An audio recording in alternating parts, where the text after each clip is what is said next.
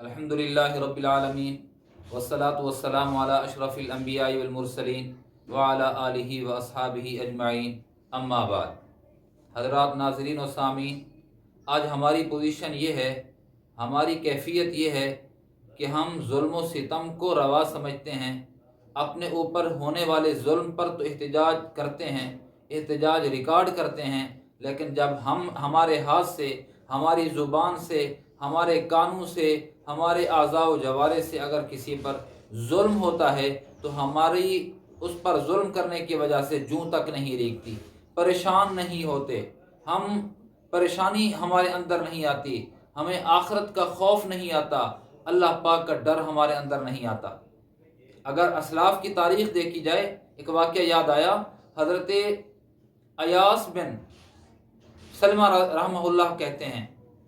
کہ ایک دفعہ حضرت سلمہ نے اپنے بیٹے کو بتایا کہ ایک دفعہ میں بازار جا رہا تھا، پیچھے سے حضرت عمر رضی اللہ تعالی عنہ آ رہے تھے اور انہوں نے درہ لہرایا اور مارا،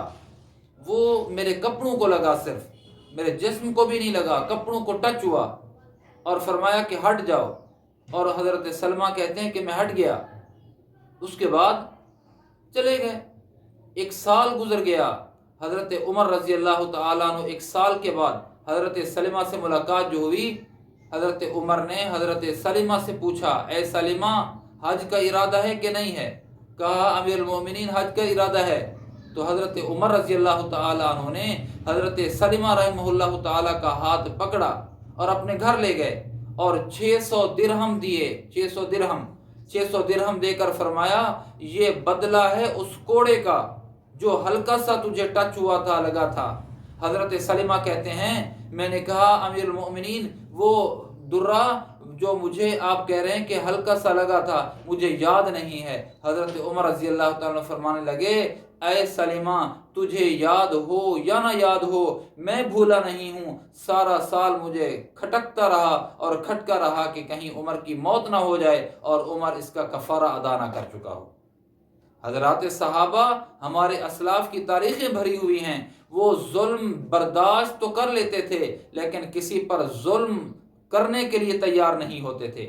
ہم بچھاڑ دیتے ہیں، ہم کسی کے ارمانوں کا خون کر دیتے ہیں، ہم کسی کے آنسوں کے بہنے کا سبب بن جاتے ہیں، ہمیں پریشانی نہیں ہوتی، ڈرتے نہیں ہیں،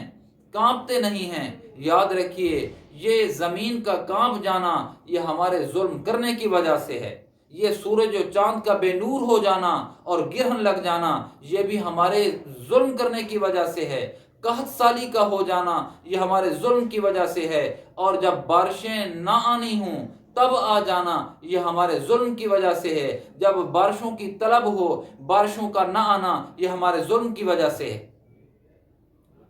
کون کس پر ظلم نہیں کر رہا؟ ہر آدمی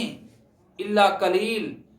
ہر آدمی اپنے تئیں ظلم کرنے کے لیے تیار ہے اور ظلم کے لیے روادار ہے۔ ایسا نہیں ہونا چاہیے،